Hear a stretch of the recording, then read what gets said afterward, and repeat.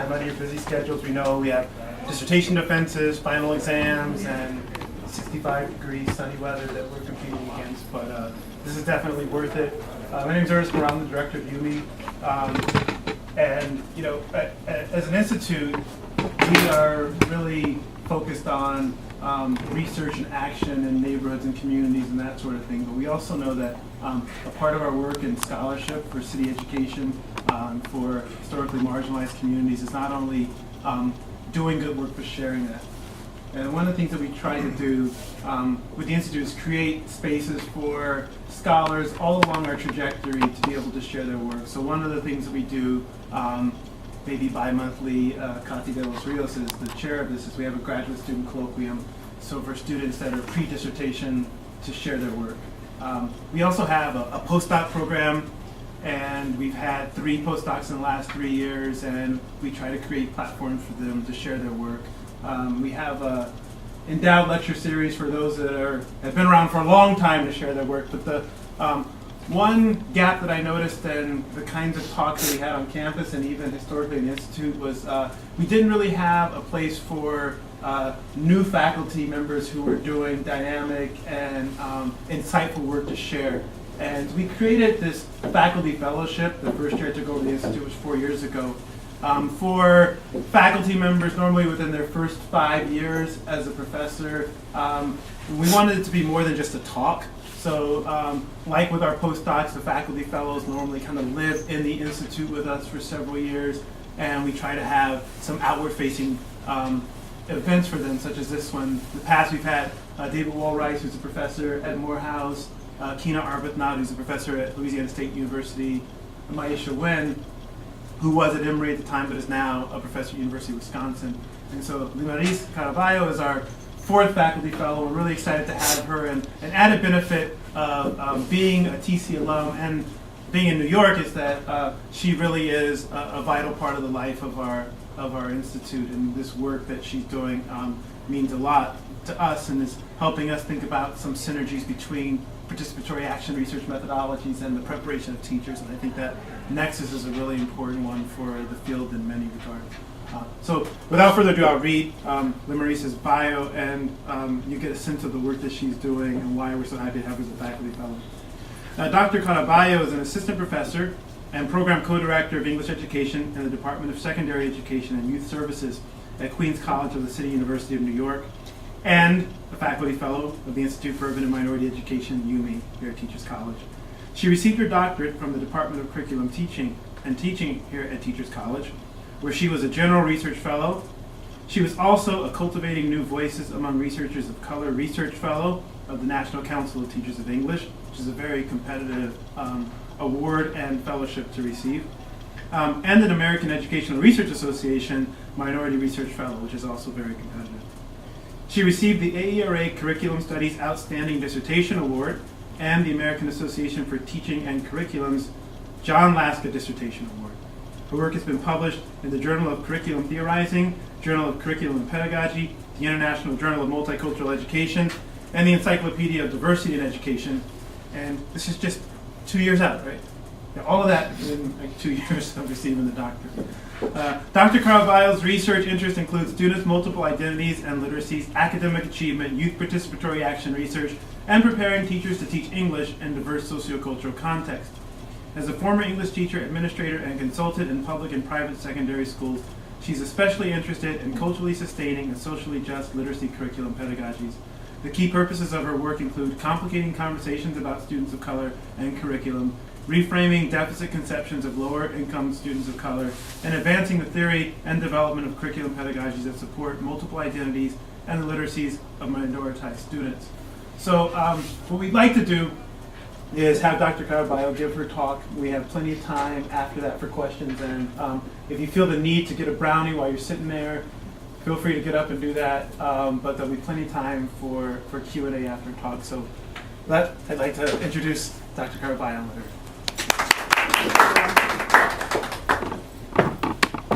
Thank you so much, Dr. Morrell, for that introduction, and also for giving me the opportunity to be part of this community and this space, which has been so wonderful for me.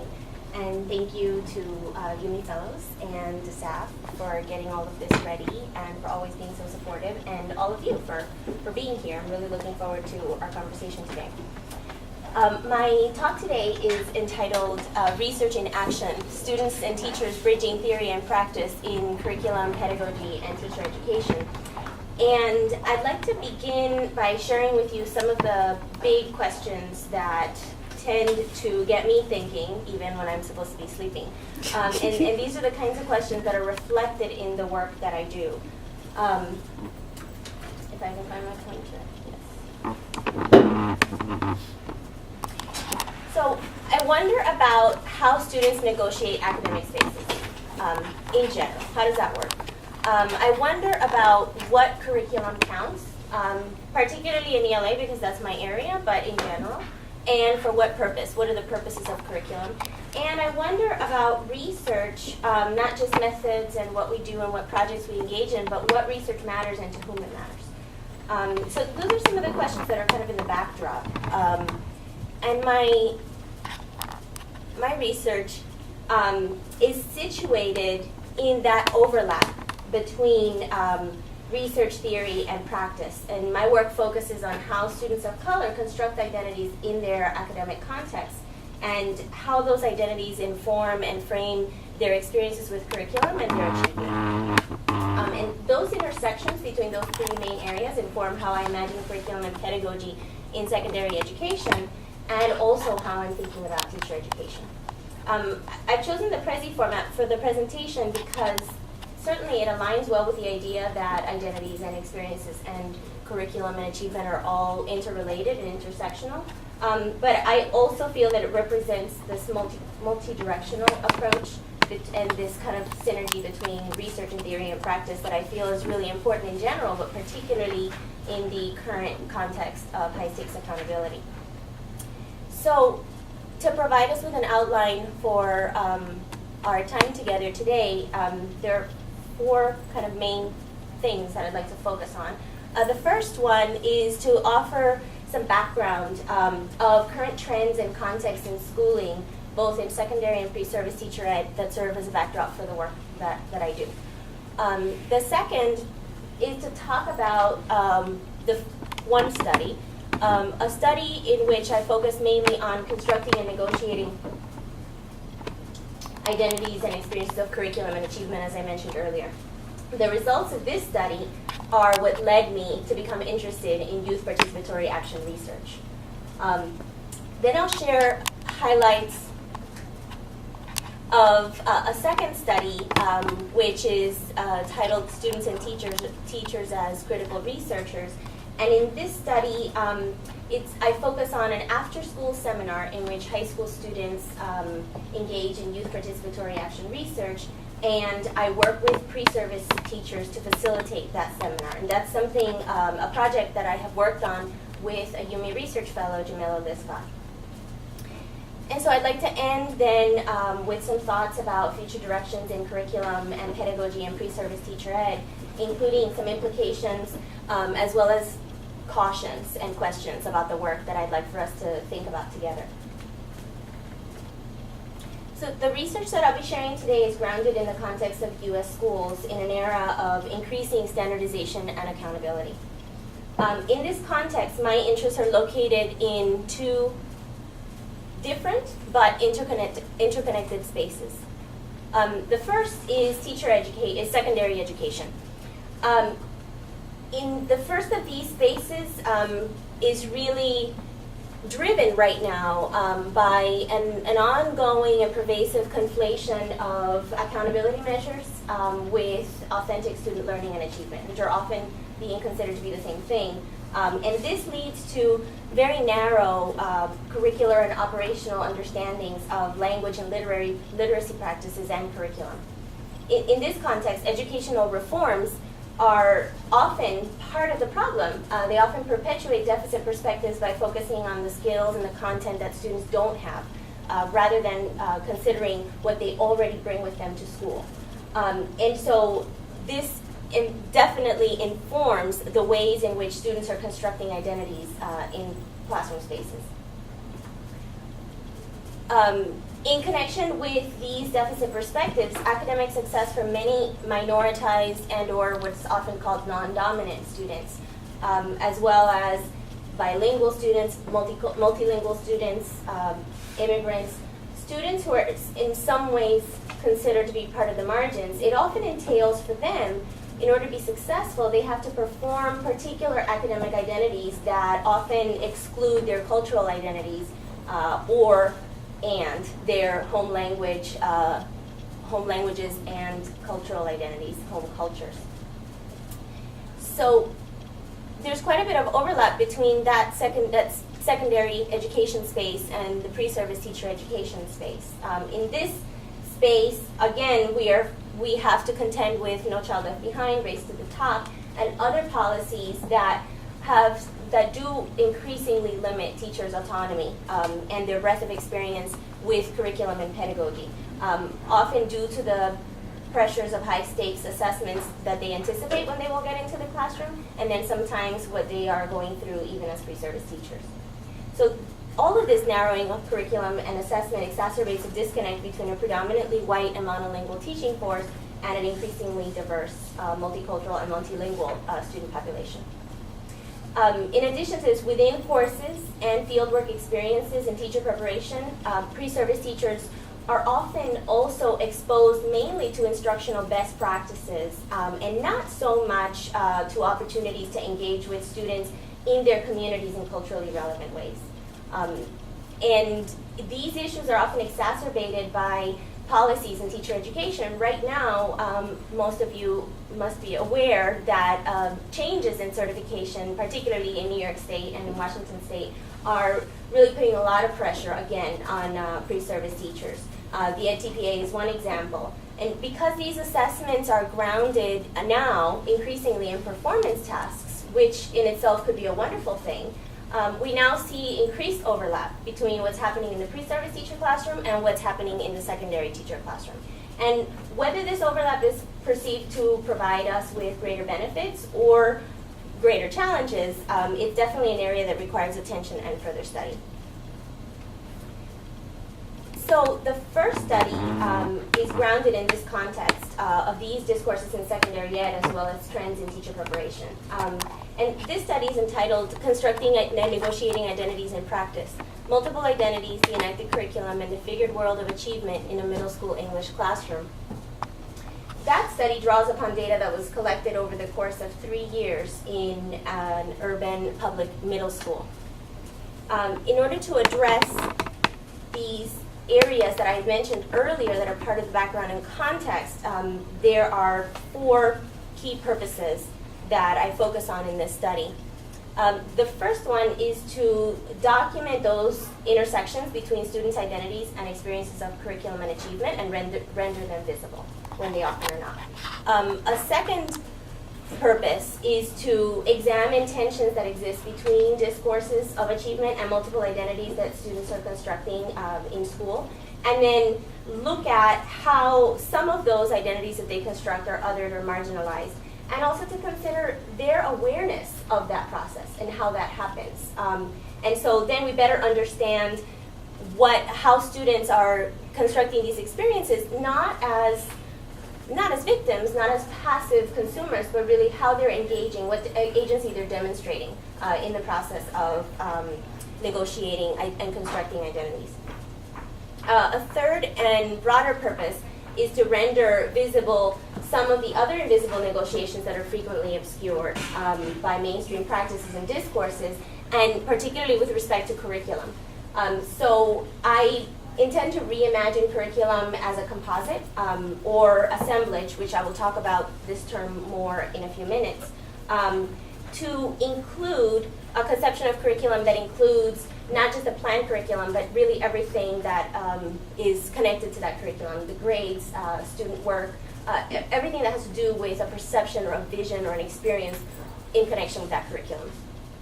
And this is all part of a response to a challenge proposed by Paris and Aline in a Harvard Educational Review article where they talk about culturally sustaining pedagogical frameworks. And so as I examine these underlying tensions between current discourses of achievement and students' multiple identities and literacies, we have opportunities to think about what students have to contribute to this problem and to the solutions. So the long-term qualitative case study that I'll be focusing on had examined a cohort of 30 students out of a class of 100 during their 6th through 8th grade years. During the 8th grade year, I selected a purposive sample of students from very diverse backgrounds to address 3 specific research questions. And the first question is, what is the enacted curriculum and how is it experienced by these students of color? The second is, how do students construct multiple identities, including academic identities, as part of this classroom context? And in what ways, if any, are their grades and standardized test scores part of this process of constructing themselves as students? And third, how are the students' experiences of the enacted curriculum mediated by the construction and negotiation of identities? So there are a series of interrelated theoretical constructs that inform this study, and one of them has to do with how I conceptualize identities. And so I talk about identities in practice in figured worlds, and the concept of identities in practice is that identities are constructed in the context. It's part of a practice theory, practice theories in anthropology, which are interdisciplinary readings of cultural studies and sociocultural identity theories. And they focus on not just an identity as a thing, but an identity as continuously being constructed and being dynamic in connection with the cultural world in which those identities are brought to bear. The second main approach is how I understand language and literacy practices as multiple and socially constructed. And this is, again, from a sociocultural theory perspective, understanding that literacies are also constructed and contextual. And third, looking at curriculum as enacted, as I mentioned earlier, the enacted curriculum is much more than what is planned or written.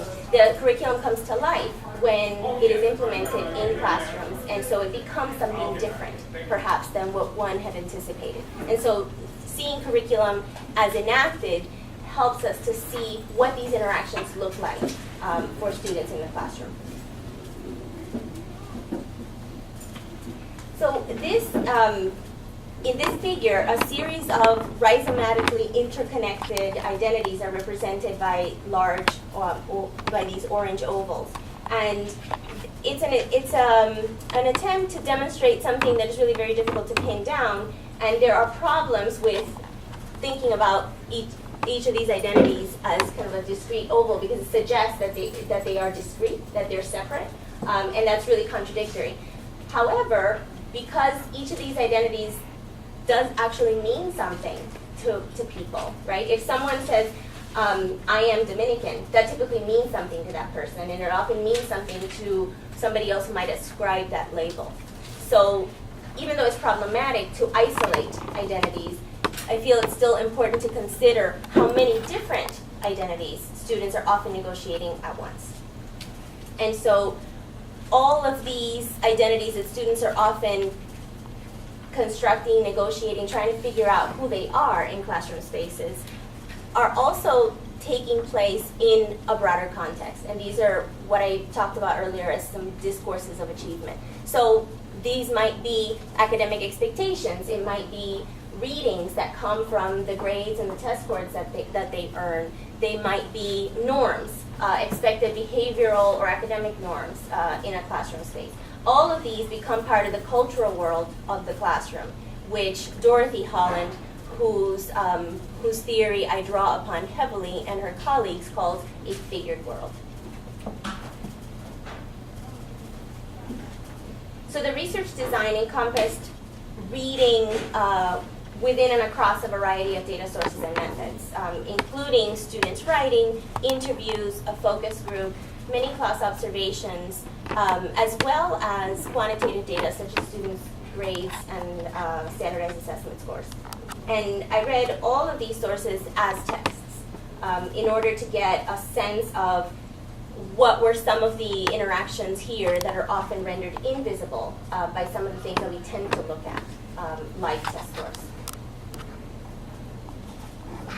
So I conceptualize narratives, reading all of these data sources as text, I conceptualize narratives, including student work and interviews, as ways in which the teacher and students articulated how they made sense of identities, how they made sense of their experiences or their literacy practices. And as I present some of these teacher and student narratives, I'm cautious about the tendency to impose linearity on something that is so dynamic and changing. And so to disrupt that, I invoke the notion of the assemblage as used by, well, as conceived by Deleuze and Guattari, but as used also by Valerie Walkerdine in her study on performances of gender and gaming. And so to present narratives as assemblages helps to highlight the shifting nature of relations that they depict. And so simulating this shifting set of relations, the visualization that follows represents multiple and overlapping narratives about students' experiences, particularly in this case of the ELA curriculum. So I focus on narratives by and about a subset of focal participants. I include in this visualization narratives from 3 students and their ELA teacher. And I highlight these in order to address some of the tensions implicit in their social construction of identities and literacies. So the visualization is a 2-dimensional attempt to illustrate an assemblage or montage of the connections and intersections that I've just talked about within the context of ELA. And these conceptions are shaped by students' identities and literacies in the context of classroom practice, as well as the teacher's understanding about the ELA curriculum and her own pleasures and goals and desires as a teacher. And all of this is happening within the context of discourses of achievement that define academic literacies in the figured world of this English classroom. Many of these versions of ELA reflect an internalization of what Brian Street has called autonomous literacy, which privileges narrowly focused literacy skills that are presumed to be neutral, that one could just learn and then therefore be literate. Nonetheless, the teacher and the student's narratives of experience, which you will be able to see in a moment, they're reflective, they're insightful, they're contradictory, and they really challenge us to recognize the ways in which a lot of these ideas that they bring to the table are marginalized in the curriculum. And the curriculum is shown to normalize white middle-class norms and effectively marginalize the identity and literacy experiences of students of color who may simply not jive with what's happening in the classroom. So I draw our attention to 2 comments that are particularly evocative by Miss Bryan, the 8th grade English teacher, who is a first-year teacher in general, but also in her first year at this school. And she shared during an interview, I think there's just something that's so lost in assessing kids based on standardized rubrics. I really don't want that to be what my class is about. She's emphatic about her desire to foster a love of creativity and learning in her students, and she also speaks in other different contexts about the importance of equity. She goes on to say, I don't want to ruin writing. I want them to still feel that they can write creatively. So it's interesting to compare her desires to her students' experiences. We recognize that she is under great pressure to meet particular goals with respect to standardized assessments, the expectations of the school, and that has a major impact on her teaching and assessment. But several of her students felt that the curriculum was largely dictated by the rubrics that Ms. Bryan was protesting against.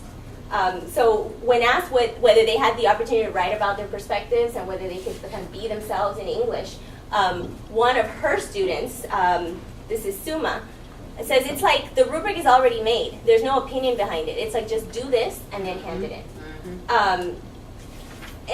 So despite this critique, Suma is also, in her interviews and in all of her narratives that I analyzed, she's also negotiating competing discourses of achievement. And she's also has very particular ideas about what she needs to do to get ahead and how she positions herself against her own identities and literacies, shaped by her experiences as a Black student and as an immigrant and as a student at this school, right? She shares, and this is in a journal assignment where they were asked to write about slang. The reason I really don't use slang is because I think people will think less of me than if I were to just speak regularly. If I get rejected by the person, I know it won't be because of the way I speak. So Suma's racialized literacy experiences are supported by other students' experiences, including, for example, Manuel. Manuel's another student whose narratives indicate that identities in practice associated with certain racial or cultural or ethnic backgrounds are positioned as incompatible with achievement, what they call passing, earning passing grades. So Manuel expresses this when he says, so when I say, if I say I'm Hispanic, they'll say like, are you passing? So it immediately throws into question if he identifies himself ethnically, culturally, racially. It automatically throws into question his academic status. So while such associations have significant impact on students' construction of themselves as achievers, still students like Manuel expressed a certain degree of engagement and desire around what they have been socialized to believe are academic literacies. So in his goal statement for English class at the beginning of the semester, he wrote, I need improvement with my study skills and my grammar. I haven't really learned a lot of new things. It's basically a review and everything. And so, nonetheless, Manuel names and leverages in other places identities as a writer and as a bilingual student that are never recognized in academic spaces. So he says in his interview, I basically live like two lives. When it comes to school, you know, everybody here speaks English and then I go home and I gotta speak Spanish, and that makes me like a bilingual kid. It makes you who you are in a way.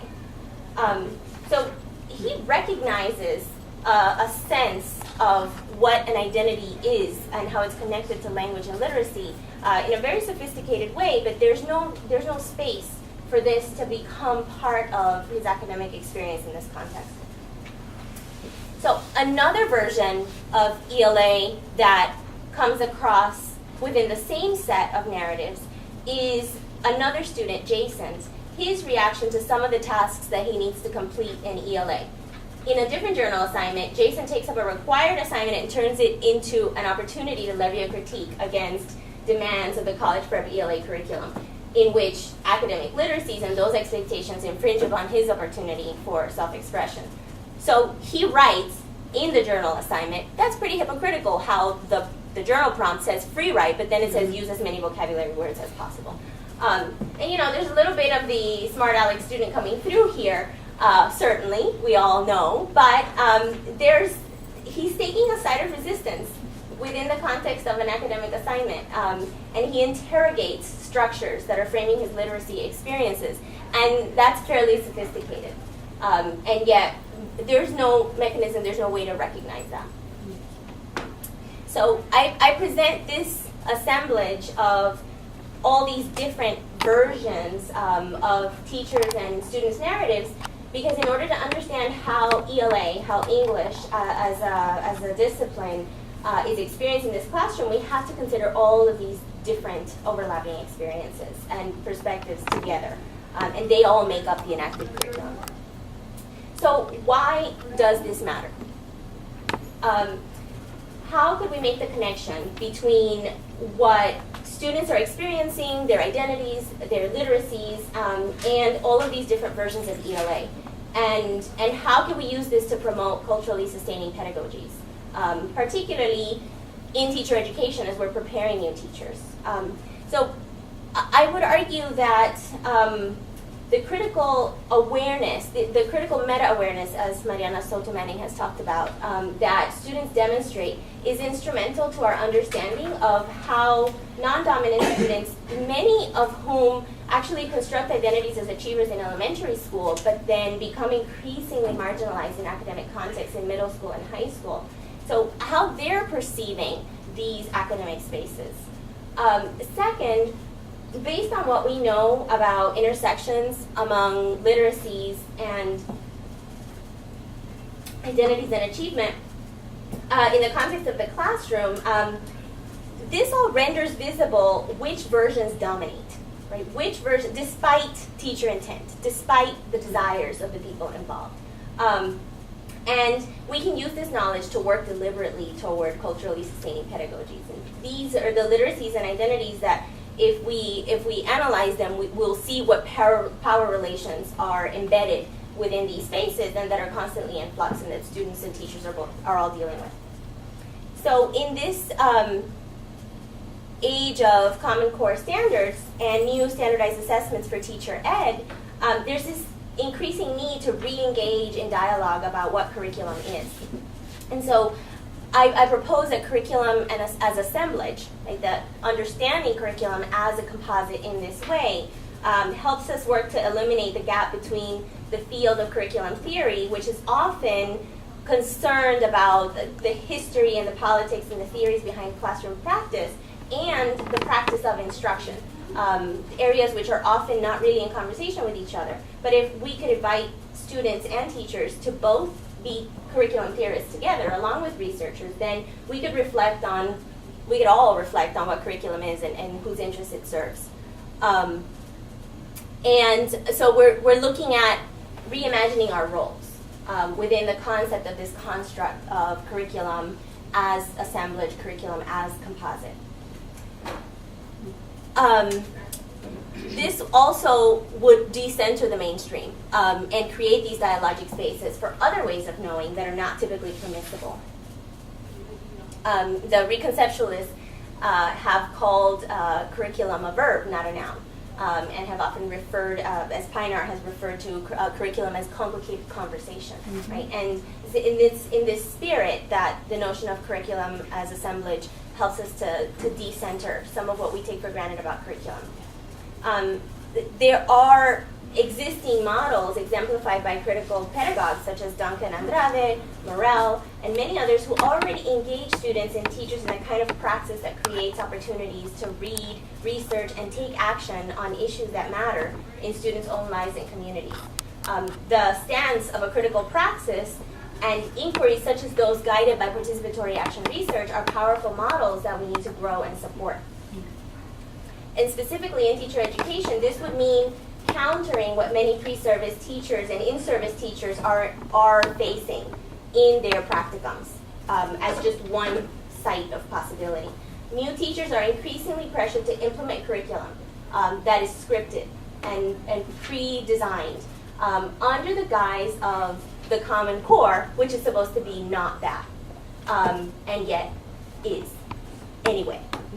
And so because they have these fears about being able to cover and address all of the skills, then they are, even as they attempt to resist this increased standardization, really perpetuating and reproducing a lot of the same kinds of issues. And so current discourses of teacher preparation, supervision, and evaluation increasingly can actually reinforce repetition and reproduction. In many ways out of uncertainty and fear, and then therefore perpetuate the status quo. So even for teachers like Ms. Bryan, who wanted to promote diversity and inclusion and creativity, it's very interesting to see how this happened to her because of the goals that she went into the classroom with. It's particularly striking. So the students felt marginal to the curriculum process, and the teacher was continuously frustrated by her inability to enact the goals and beliefs that she held dear. So I wonder how a brand new teacher might have approached the curriculum if she had been, instead of in her context, if she had been working collaboratively with students, rather than trying to shape their experiences, how might her work have been different if she had been incorporating student voices, if she had been working collaboratively with them in understanding curriculum and pedagogy. And this is what led me to YPAR and Youth Participatory Action Research, which we all shorten as YPAR.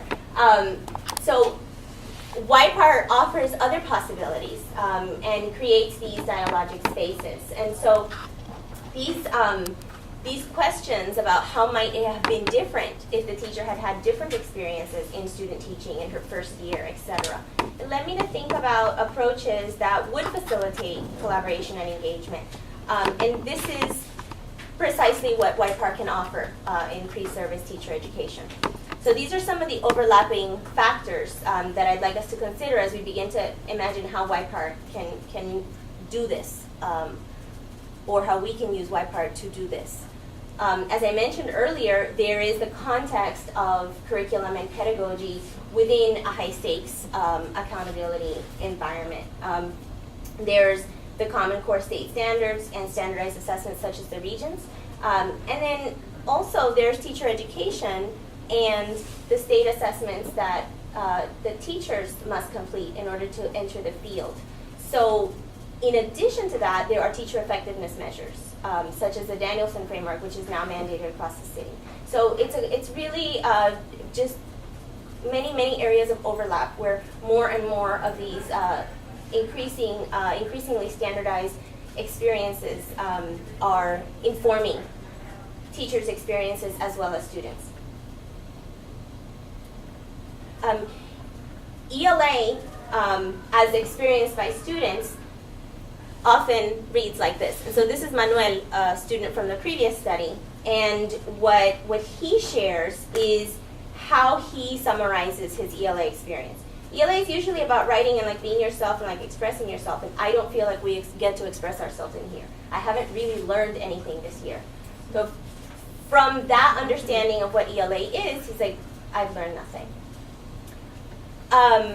By contrast, collaborative projects with youth have been shown to offer students the rigor demanded by Common Core state standards via students' critical engagement with issues that are relevant to them and that are grounded in their communities.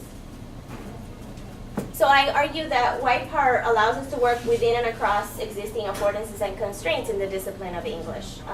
Specifically, English lends itself well to the examination of varied perspectives of the development of literacies. And then there are constraints that can be countered with this approach. For example, the idea that critical thinking, which is present in all disciplines, is often presented as a neutral skill. And we know from critical scholars like Michael Apple that there is no such thing as neutrality, and that criticality is never neutral, and that curricula always has an agenda. And this is something that is quite obscured by the Common Core. It's simply not mentioned at all. So as I describe my second study, I would invite us to keep thinking about this idea of multiple identities and literacies and how that looks differently in different contexts. So in the second study, students and teachers as critical researchers, reframing curriculum, pedagogy, and fieldwork in pre-service teacher education, I am examining how engaging in YPAR methods create spaces in which teachers and students can work collaboratively to reframe curriculum and pedagogy, not just for teachers, but also for students. And so I continue to focus on this idea that identities and literacies are constructed and negotiated in the figured world, but now we're looking at a different figured world and thinking about how that can inform teacher education. So the study has three main purposes, which are linked to key assumptions about YPAR. The first is to document ways in which students' engagement in YPAR that is for, about, and with them leads to richer literacy experiences and greater rigor. The second is to explore how those literacy experiences can inform what Morel has described as powerful English and critical English education, and powerful literacies and critical education in general. And the third is to examine how facilitating and participating in YPAR projects can inform pre-service teachers' understandings of curriculum and pedagogy and ground them in some real experiences that they can draw on before they even get into the field. So the key questions for this study are, in what ways does YPAR engage students' multiple identities and literacies?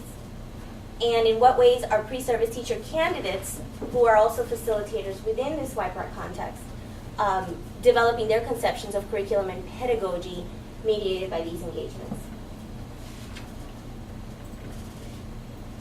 So similar to the previous study, I look at the ways in which students construct identities and practice in figured worlds.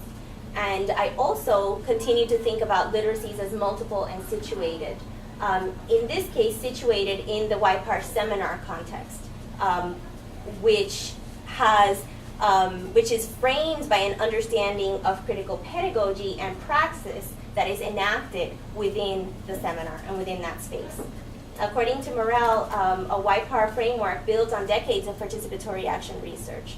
And there are some basic components. There's the fact that YPAR consists of a collective investigation of an issue or problem. It relies on the knowledge of those who are most directly involved.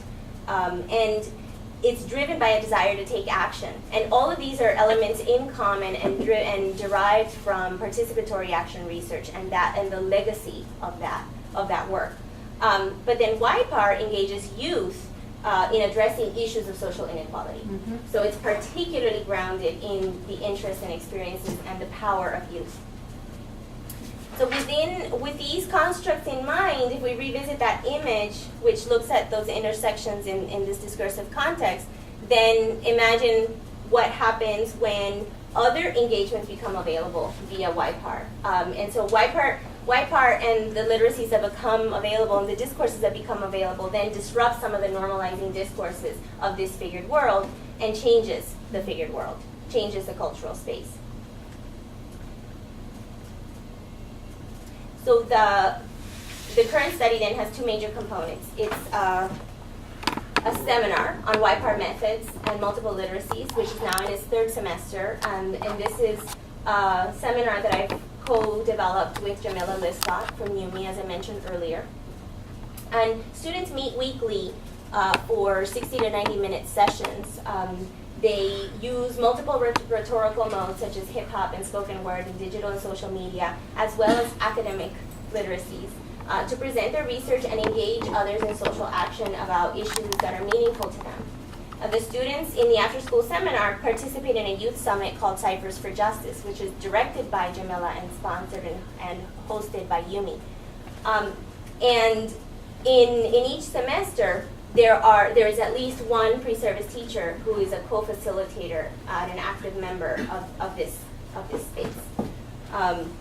So in this figured world, as illustrated in the previous image, the additional discourses that become available via YPAR disrupt the existing achievement discourses, but as I'd want us to consider, it doesn't erase them, it just disrupts them. And so it's important to keep that in mind, that there are still things that regulate these spaces.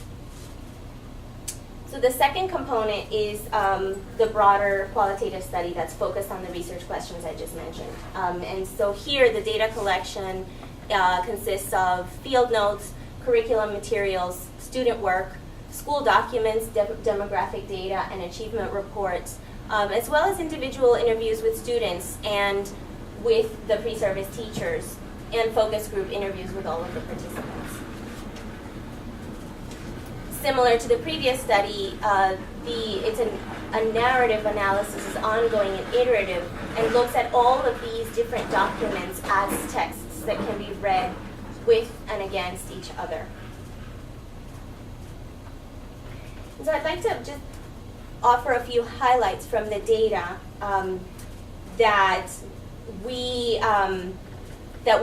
we're now currently collecting, and I am in the initial analysis process. But already there are key things that are coming to the forefront.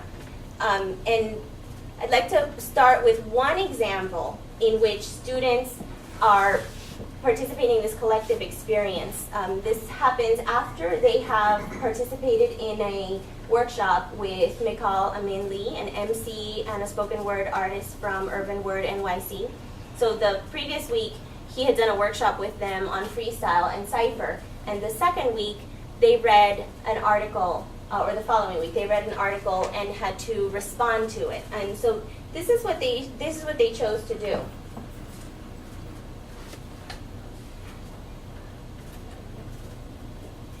So in the short video, you see how students use freestyle to respond to an article that they read about educational injustice.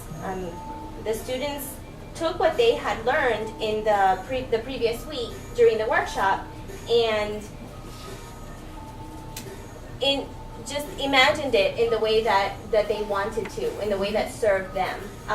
Here they're using freestyle to respond to the reading, and given the freedom to do whatever they wanted, what they chose to do was brainstorm a few words that they would then use in a cipher, and then they took turns building off of each other's lines until they felt that they had articulated a collaborative response. They did this in silence, not imposed, but they did this in silence because they chose to, just to be able to feel the music and work with the freestyle beat loop in the background. And I think it's interesting to note that students, they take into account conventions of argumentation during this process. And so they take that into account when they're building off of each other's lines.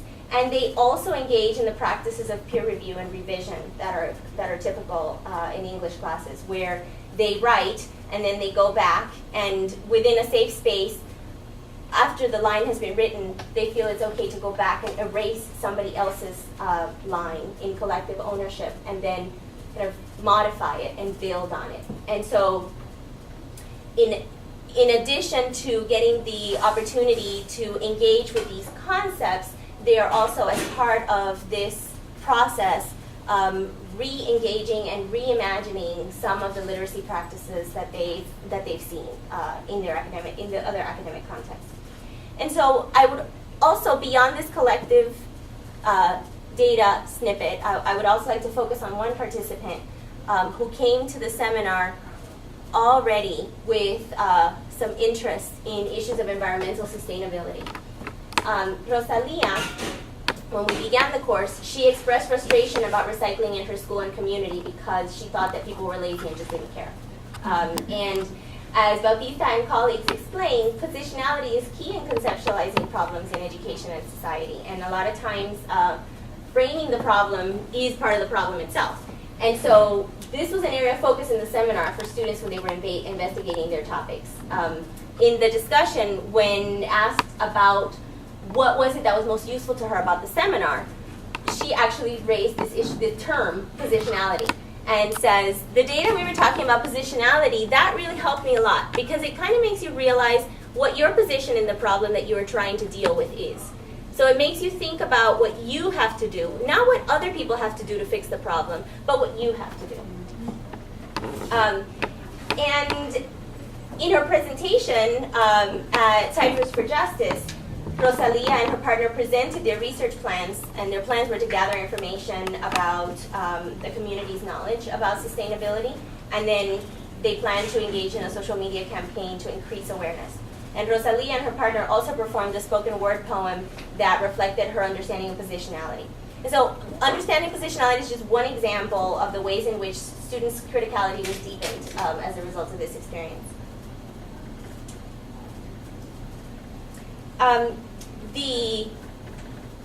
Watching students participate in this process also led to deeper reflections among the pre-service teachers that were involved in the seminar. So Denise, one of the pre-service teachers, for example, reflected on the idea of student engagement from a critical perspective. And it extended well beyond the idea of engagement that we usually deal with in methods classes, where we're thinking about how can we get students to pay attention and turn in their work. She was talking about concepts similar to what Valerie Kinlock talks about when she theorizes about democratic engagements with students.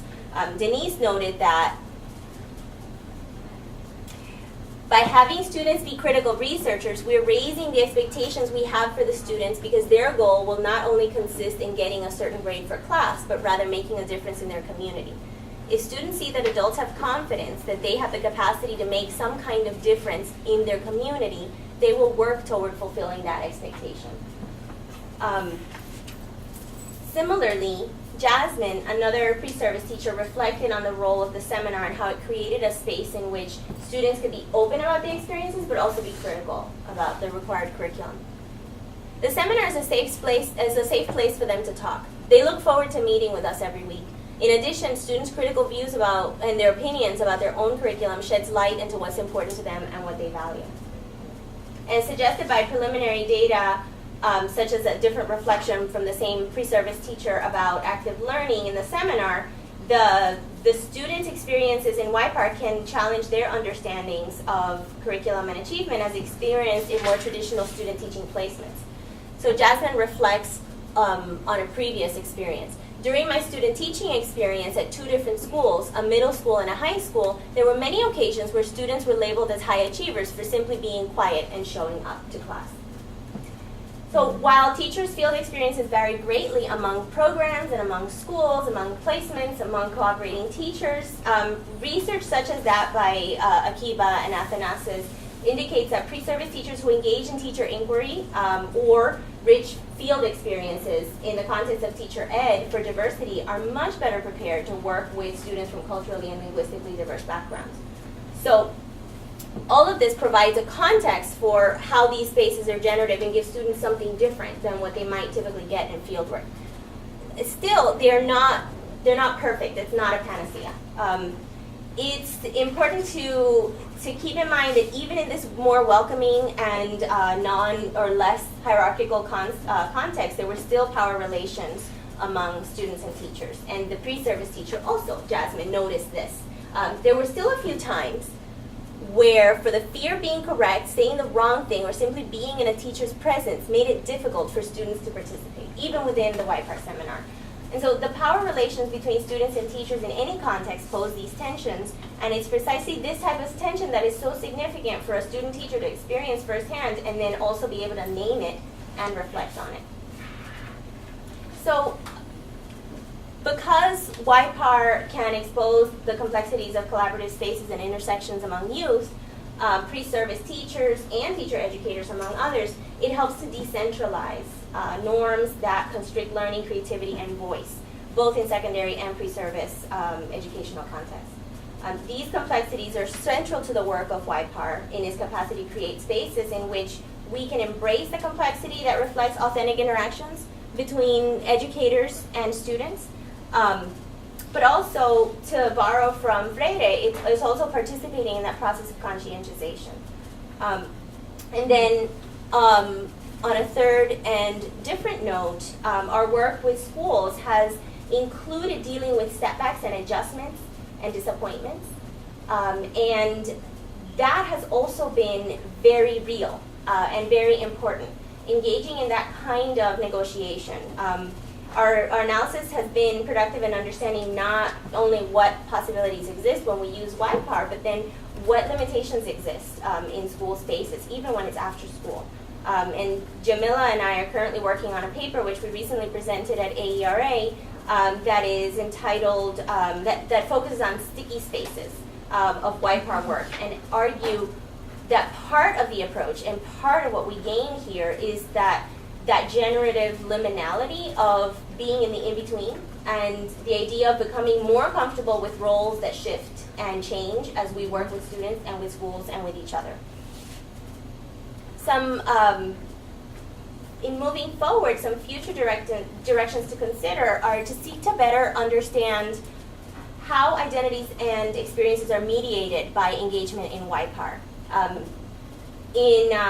The concept of critical meta-awareness that I mentioned earlier, this has it's brought to bear, particularly as students become more aware of these negotiations that they perhaps were not aware of before. And this happened during the initial study, where students during the focus group said, I really like this conversation. Can we continue to do this? This is wonderful. I don't get to talk about this anywhere else. So informed by an identities and practice lens, YPAR promotes the conceptualization of secondary ed and teacher ed as interrelated between students and pre-service teachers, multiple selves, and experiences of curriculum and pedagogy, and draws and feeds on that.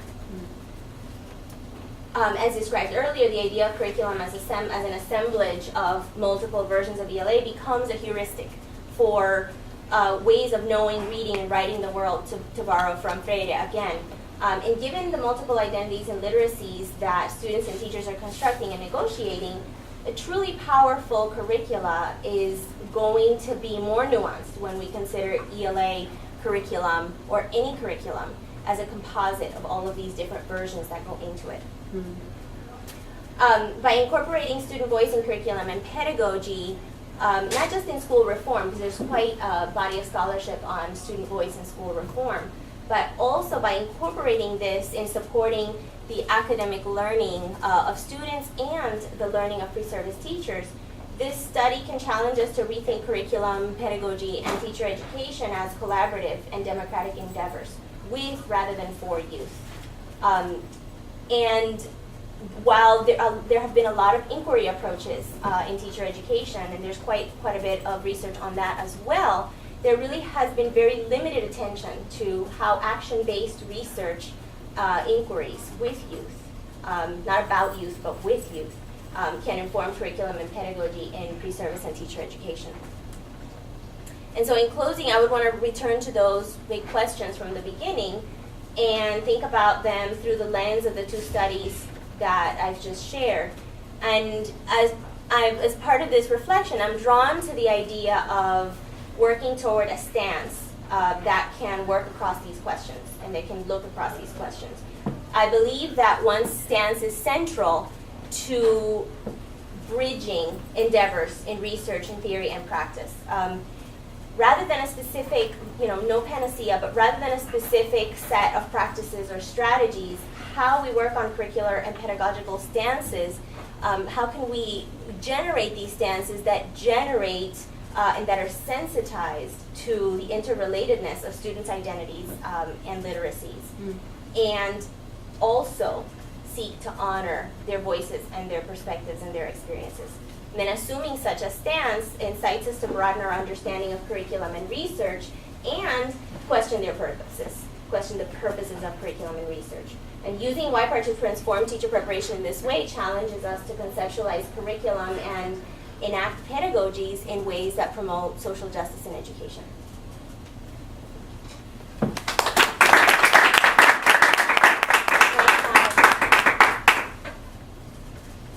Very important acknowledgments. All of this collaborative work is very much community-based, and so the people that have all contributed ideas, I wanted to make sure that we're all present and invoked in the conversation. So hopefully we can have some conversation about some of your ideas, some of these ideas, and think about how we can further bridge research and theory and practice.